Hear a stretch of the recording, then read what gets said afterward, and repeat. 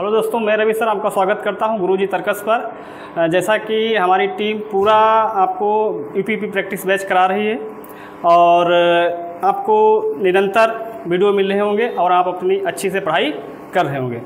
और अच्छे से पढ़ना, आपके पेपर में अब ज़्यादा टाइम नहीं बचा है और मन लगा के पढ़ना, ठीक है। चलिए, ये हमारा नेक्स्ट वीडियो है। हमने कहाँ तक कर लिया था? ये क्वेश्चन आई थिंक हो गया था, ये भी हो गया था, ये भी हो गया था। चलिए, यहाँ से करिएगा। स्क्रीन पे आपके क्वेश्चन है, कॉपी कलम लेकर रखिएगा और क्वेश्चन को सॉल्व करिए, ठीक है। करिए सॉल्व। क्या लिखा क्वेश्चन देखिएगा जरा। अभिषेक, विमल और चिन्मय साझेदारी में शामिल होते हैं। अभिषेक विमल के निवेश से 3 गुना अधिक निवेश करता है और विमल चिन्मय द्वारा किए गए निवेश 2/3 निवेश करता है। वर्ष के अंत में अर्जित लाभ 5500 रुपया है। चिन्मय का हिस्सा कितना है? चिन्मय का हिस्सा कितना है? चलिए, हमने उस दिन आपसे बताया था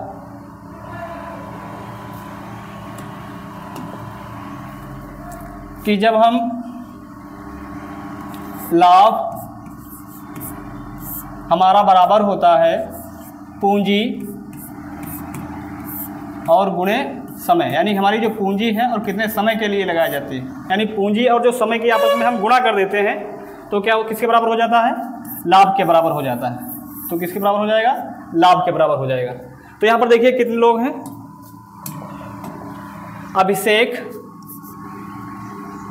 अभिषेक और कौन है? विमल है। फिर क्या बोला गया है? चिन्मय। चिन्मय को सी से हम कर रहे हैं, सी चिन्मय। अब देखो क्या बोला गया है आगे। विमल के निवेश से अभिषेक विमल के निवेश से 3 गुना अधिक निवेश करता है, यानी कि जो अभिषेक है वो विमल के निवेश से कितने गुना अधिक है? 3 गुना अधिक निवेश करता है। फिर यहाँ पर देखना क्या बोला गया है आगे। चिन्मय द्वारा किए गए निवेश, विमल चिन्मय द्वारा किए गए निवेश का कितना? 2/3 निवेश करता है। 2/3 निवेश करता है, इसका मतलब 3 चिन्मय करता होगा, तो ये 2 करेगा, तो ये करेगा 3 दूनी 6। अभिषेक कितना करेगा? विमल इसका कितना करता है? 2/3। तो ये 3 करेगा तो कितना करेगा? फिर ये 2 करेगा विमल, और अभिषेक कितना करेगा? अभिषेक जो है विमल का कितने गुना है? 3 गुना। तो 2 का 3 गुना कितना हो जाएगा? 6 गुना हो जाएगा। अब देखिएगा अंत में अर्जित लाभ कितना है? अंत में अर्जित लाभ कितना है? 5500। यहाँ पर देखिए टोटल लाभ, ये जो रेशियो आएगा ये कहाँ का आ जाएगा? लाभ का। तो टोटल यहाँ पर लाभ देखिए कितना हो जाएगा? 6 3 9 तो 11 की वैल्यू किसके बराबर हो जाएगी? 5500 के बराबर होगी। और ये इसमें 11 में कितने से गुणा कर दिया जाए कि 5500 हो जाए, यानी 500। 11 5 55। पूछा किसका गया है?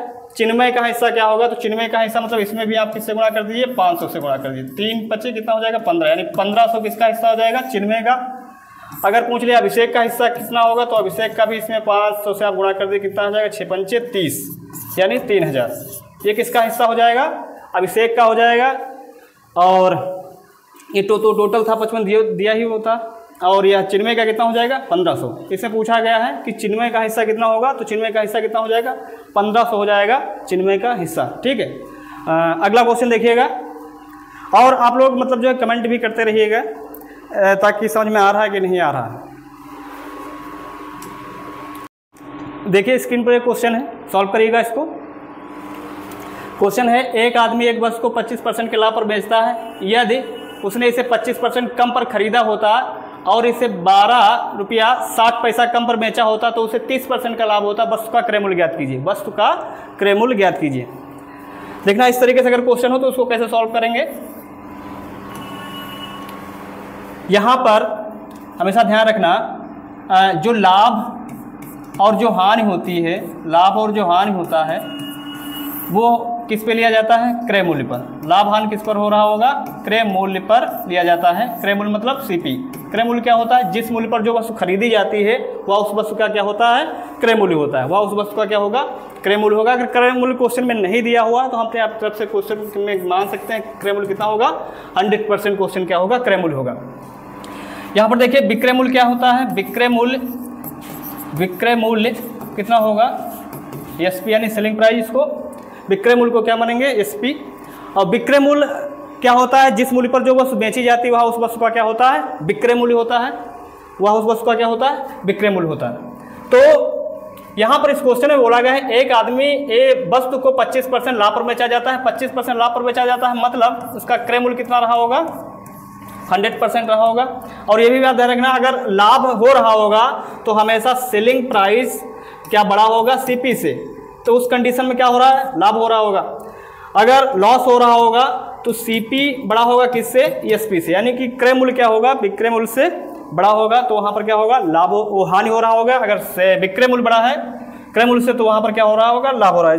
ये छोटी छोटी चीज़ें ध्यान रखना। अब देखते हैं क्वेश्चन पे। और एक चीज़ ध्यान रखना, अगर हम बोलें किसी वस्तु पर 20% का लाभ हुआ तो परसेंट में कितने बिकेगी, तो ध्यान रखना कोई वस्तु का क्रय मूल्य कितना है, 100% है, वस्तु का क्रय मूल्य कितना है, यदि 100% है, 100% है, 100% है और उस पर 20% का यदि हम लाभ ले लें, यदि 20% का लाभ ले लें तो कितने बिकेगी वो, 120%, यानी सीपी कितना है, 100%। और तो परसेंट में अगर कोई वस्तु बिक रही है 20% का लाभ लेकर तो कितने बिकेगी, 120%। अगर कहते हैं किसी वस्तु का क्रय मूल्य 100% है और उस पर 30% की हानि हुई तो परसेंट में वो कितने बिकेगी, कितने की बिकेगी, 70% की, कितने बिकेगी, 70% की। अगर वस्तु का क्रय मूल्य 100% है और उस पर हम 25% का लाभ ले लें तो वस्तु कितने परसेंट बिकेगी, 125। हमारा कहने का मतलब ये है कि जितना भी 20, 30 या 20% लाभ या 30% लाभ, 40% लाभ, जो भी वैल्यू दी होगी वो 100 में हम क्या करेंगे, डायरेक्टली जोड़ देंगे।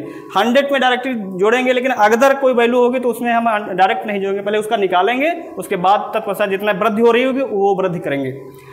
तो यहाँ पर देखना क्रय मूल्य कितना है, एक आदमी को एक वस्तु को 25% के लाभ पर बेचता है, यानी एक आदमी एक वस्तु को 25% के लाभ बेचता है तो 100% मान लिया कि वस्तु का क्रय मूल्य होगा। अगर 25% लाभ पर बेचेगा तो इसका क्या हो जाएगा, कितने बिकेगी, 125% में क्या वो वस्तु बिकेगी। अब देखना है यहाँ पर सेलिंग प्राइस कितना हो जाएगा, 125 हो जाएगा।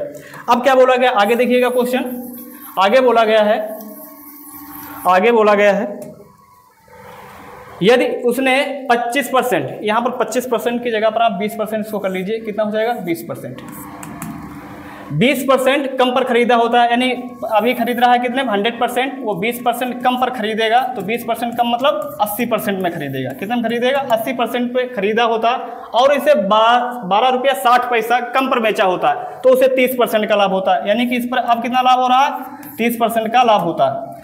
अब देख लो 80 का अगर हम 130% निकाल दें, 130% निकाल दें, कितना होगा, 3 104, यानी कितने में बिकेगा, 104, कितने में बिकेगा, 104%। में कितने में बिकेगा, 104% में बिकेगा। अब देखना यहाँ बोला गया है एक आदमी एक वस्तु को 25% लाभ पर बेचता है, तो पहले मान लिया क्रय मूल्य कितना होगा, 100% होगा, 25% के लाभ पर बेचेगा तो 25% मतलब 125% बेचेगा। फिर बोला गया है यदि उसने इसे 20% कम पर खरीदा होता, पहले 100 में खरीद रहा, अब कितने में खरीदा, 80% में खरीदा होता और इसे 12 रुपया 60 पैसा कम पर बेचा होता तो उसे 30% का, ये 30% का लाभ इसी पर लोगे 80% पर। अगर 80% पर 30% का लाभ ले लो कितना हो जाएगा, 104 में क्या वो वस्तु 1% में 104% में क्या होगी, बिकेगी। अब देखना है जिससे उसको क्या बोल रहा है, 12 रुपया 60 पैसा क्या होते हैं, कम मिलते हैं। अब यहाँ पर देखना यह है कि ये वाला जो विक्रय मूल्य है इस वाले विक्रय मूल्य से कितने % कम में बिक रहा है, वस्तु कितने बिक रही है, कम में बिक रही है। अब देखो यहाँ पर इसका डिफरेंस कितना होता है, 5 से 4 गया 1, ये 2, कितना हो जाएगा, 2 हो गया, यानी 21%। इस 21% की वैल्यू कितनी हो जाएगी, 100 मानी 12 रुपया 60 पैसा के बराबर। अब 1% की वैल्यू निकालो, कितना हो जाएगा, 12.60, कितना हो जाएगा इंटू 21। अब बोला गया उस वस्तु का क्रय मूल्य, क्रय मूल्य मतलब 100% की वैल्यू पूछा गया, यानी 100% की वैल्यू निकाल दो, कितना हो जाएगा, तो 12.60 इंटू कितना हो जाएगा, बच्चे 21। इसको थोड़ा आगे पीछे ऊपर कर लें। अब देखना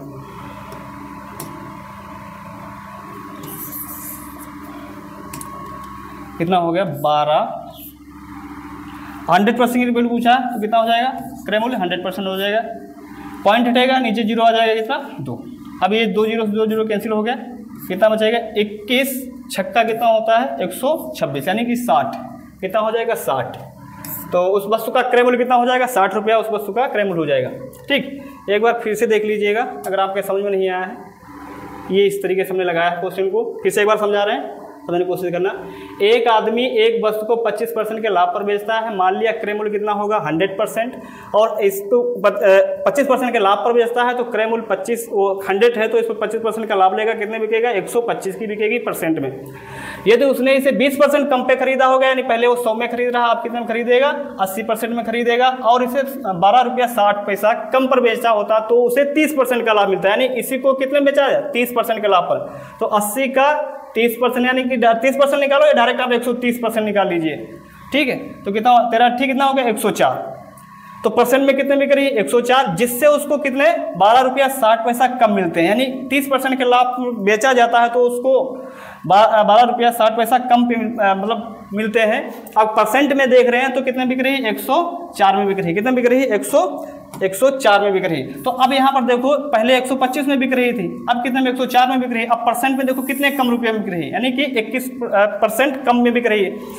तो यहाँ पर 21% कम में बिक रही, संख्या में कितना बिक रही साढ़े यानी 12 रुपया 60 पैसा। तो 1% की निकालेंगे क्या होगा भाग हो जाएगा। 100% की क्रय मूल्य पूछा गया तो 100% की वैल्यू निकालेंगे कितना हो जाएगा 60 रुपये। कितने में उसका क्रय मूल्य कितना हो जाएगा 60 रुपया। इस तरीके से इसका क्या हो जाएगा आंसर आ जाएगा। ठीक है, अगला देखिएगा क्वेश्चन। अगला क्वेश्चन ये है, इसको जरा सॉल्व करिएगा। देखिएगा ये क्वेश्चन है, बोला गया है मोहन और श्याम 800 रुपया के लिए काम करते हैं। मोहन अकेले इसे 6 दिनों में कर सकता है जबकि श्याम इसे 8 दिनों में पूरा कर सकता है। रमेश की मदद से वे इसे 3 दिनों में पूरा करते हैं। श्याम का हिस्सा बताइए, श्याम का हिस्सा बताइए। देखना क्या बोला गया है,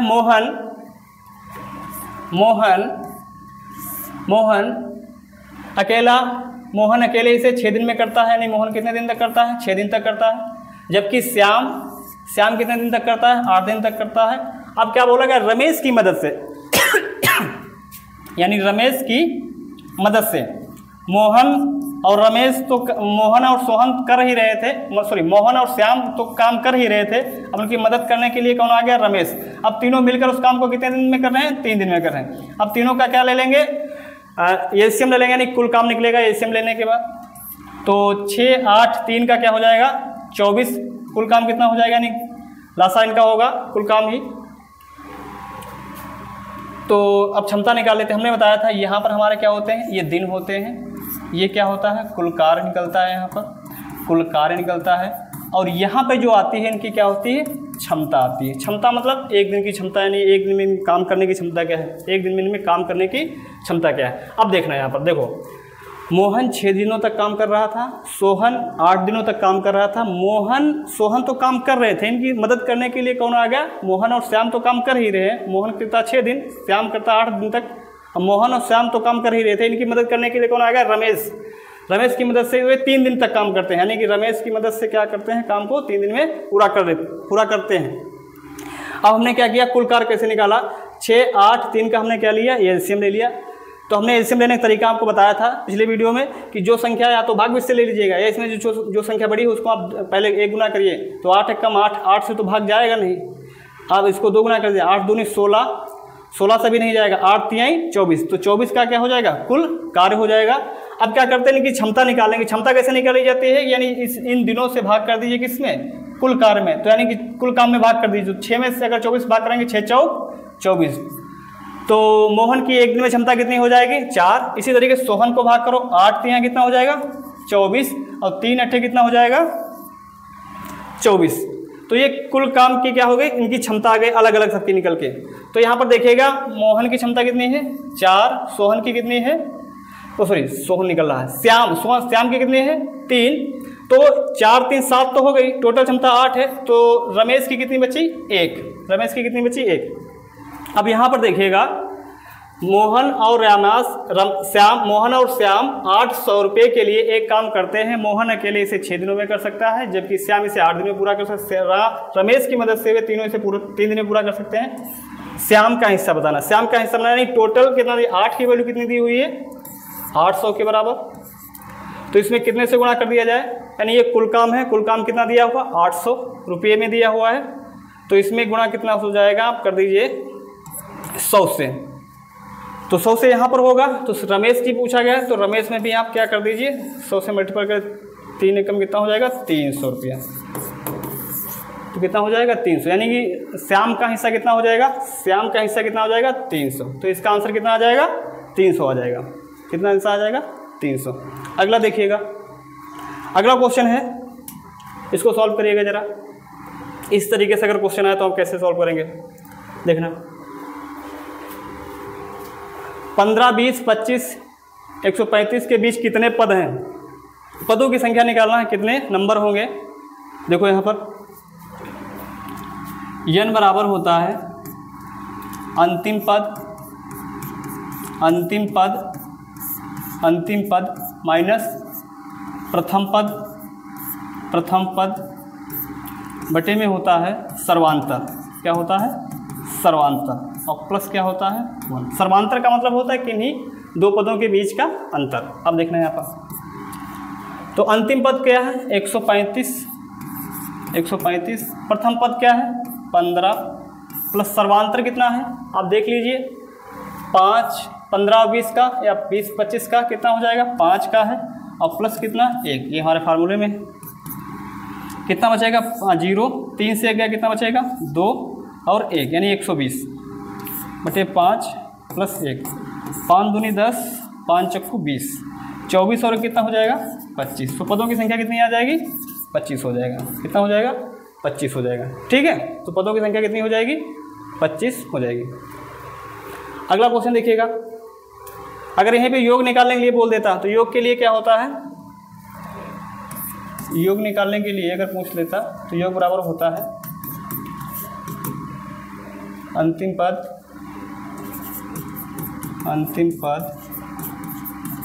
प्लस प्रथम पद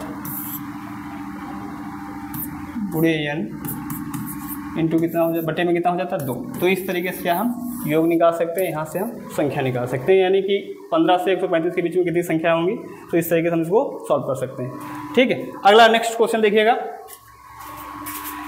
दिया हुआ है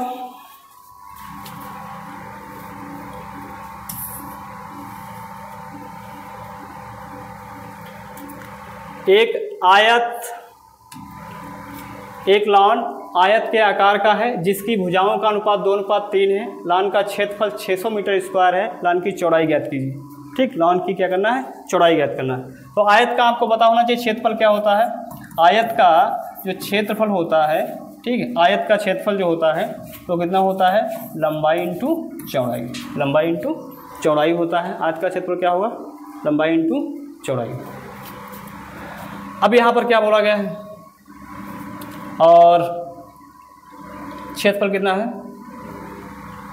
उसकी भुजाओं में 2:3 यानी L इंटू बी का जो रेशियो दिया है 2:3 है, 2:3। इसको अगर अलग अलग करेंगे कितना हो जाएगा ये 2x, ये कितना हो जाएगा 3x। क्षेत्रफल, आयत का क्षेत्रफल कितना है यहाँ पर लिख लीजिए आयत का क्षेत्रफल। एक मिनट इसको क्षेत्रफल लिख लीजिए। आयत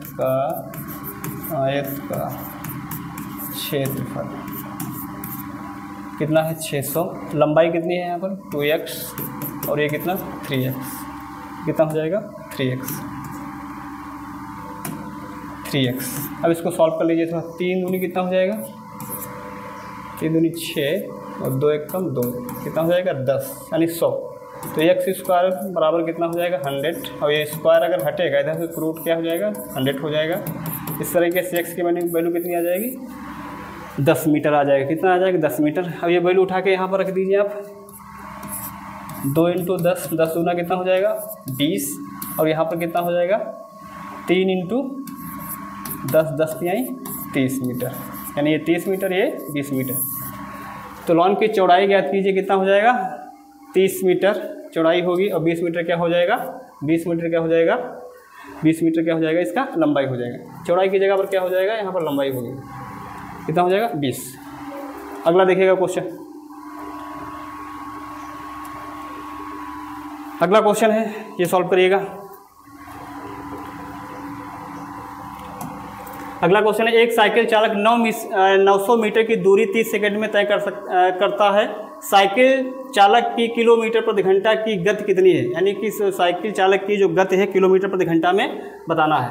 तो देखना, हमने कल बताया था कि आपको चाल बराबर क्या होता है, चाल बराबर क्या होता है दूरी बटे, चाल बराबर क्या होता है दूरी बटे समय, चाल बराबर क्या होता है दूरी बटे समय होता है, चाल बराबर दूरी बटे समय। दूरी कितनी है 900 मीटर, दूरी कितनी है 900 मीटर और समय कितना है 30 सेकेंड, समय कितना है 30 सेकेंड। इसको हम ये क्या हम दिया है मीटर पर सेकेंड में। कल हमने बताया था कि मीटर पर सेकेंड को बदलना किस में हो, किलोमीटर प्रति घंटा में अगर बदलना हो तो वैल्यू होती है 5/18। 5/18 से क्या करते हैं गुणा कर सकते, 5/18 से जब हम किलोमीटर से, एक मिनट,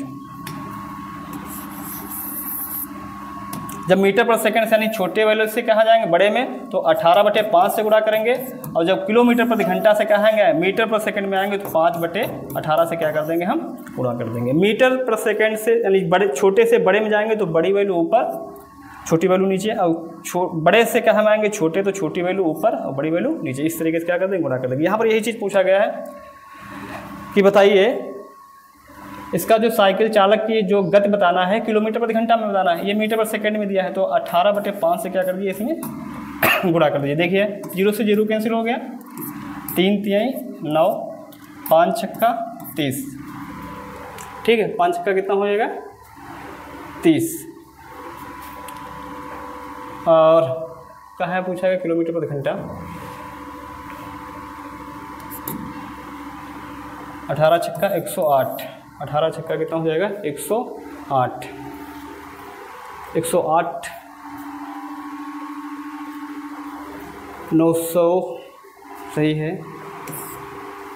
30 ये भी सही है, और 18/5, 18 छक्का 108, ये क्या आ जाएगा किलोमीटर प्रति घंटा, किलोमीटर प्रति घंटा,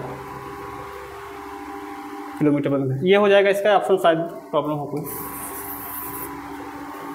किलोमीटर प्रति घंटा हो जाएगा 108 किलोमीटर प्रति घंटा।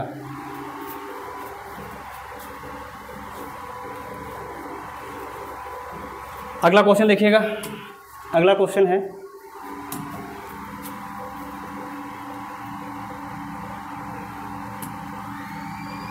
तीन संख्याओं में से दूसरी पहली से दोगुनी, तीन संख्याओं में यानी पहली संख्या और दूसरी संख्या और क्या है तीसरी संख्या, ठीक, ये तीन संख्या है। क्या बोला गया तीन संख्याओं में दूसरी पहली से दोगुनी, दूसरी क्या है पहली से दोगुनी, दूसरी पहली यानी अगर एक होगी तो ये कितनी होगी 2 होगी, और तीसरी से 3 गुनी, यानी कि जो तीन संख्याओं में से दूसरी पहली से दोगुनी है और तीसरी से क्या है ये 3 गुनी, यानी दूसरी ही संख्या इससे क्या है तीसरी से 3 गुनी है, तो अगर ये 1 होगी तो ये कितना हो जाएगा 3 होगी। अब इसको क्या रेशियो हम इसको मिला लेते हैं, मिक्स कर लेते हैं, ये 2 इधर बढ़ जाएगा, ये 3 इधर बढ़ जाएगा, अब इसको मिक्स कर लिए 3 करना 3 दूनी 6 और 2 एकम 2। अब देखना यहाँ पर क्या बोला गया है, ये तीनों संख्याओं का औसत दिया हुआ है, तीनों संख्याओं का औसत यानी ये पहली दूसरी और तीसरी, तीनों संख्याओं का औसत कितना है 66 है, तो तीनों संख्याओं का योग निकालेंगे, तीनों संख्याओं का क्या निकालेंगे योग। तो हमने बताया है औसत बराबर क्या होता है कुल पदों का योग बटे कुल पदों की संख्या, औसत बराबर क्या होता है कुल पदों का योग बटे कुल पद, यानी जितने लोग होंगे और जितना उनका औसत होगा उनकी आपस में गुणा कर देंगे तो क्या आ जाएगा योग आ जाएगा। तो कितना हो जाएगा यहाँ पर अगर तीनों संख्याओं का अगर हम देखेंगे योग कितना हो जाएगा 3 छक 18 कितना हो जाएगा 19 यानी 198 हो जाएगा। तो यहाँ पर देख लीजिए कितना हो जाएगा 6 3 9 2 11, 6 3 9 2 कितना 11 की वैल्यू कितना 198 के बराबर हो जाएगी। तो कितने से गुणा कर दी जाए 11 है कम 11 8 88, तो यानी 18 बार जाएगा। 11 18 की जब गुणा कर देंगे तो कितना हो जाएगा 198 पूछा गया है। तो सबसे छोटी संख्या पूछा गया है। सबसे छोटी संख्या मतलब 18 दूनी 36। 18 दूनी कितना हो जाएगा 36। सबसे छोटी संख्या कौन हो जाएगी 36। अगर यहीं पे पूछ लेता है, कल को पूछ ले कि सबसे मतलब बड़ी संख्या क्या होगी, तो इसमें आप 18 छक्का कितना हो जाएगा 108। उससे पहली संख्या पूछ ले तो कितना हो जाएगा 18 3 54। तो इस तरीके से क्या हो जाएंगे, ये हमारे क्वेश्चन सॉल्व होगा। ठीक है। अगर दोनों को अंतर पूछे तो 3 और 6 का अंतर मतलब निकाल लीजिए, 3 होगा, 3 में भी आप 18 से गुणा कर 18 3 54 हो जाएगा। ठीक है। अब अगर नेक्स्ट देखते हैं क्वेश्चन। ठीक है दोस्तों, आज के लिए इतना। अगला वीडियो नेक्स्ट में आएगा। तब तक के लिए धन्यवाद।